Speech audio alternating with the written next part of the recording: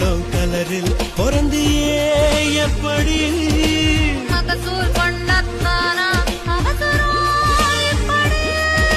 திரியும் தீயும் என்ன செய்யும் எரியும் இதுதான் தப்பா அடங்கப்பா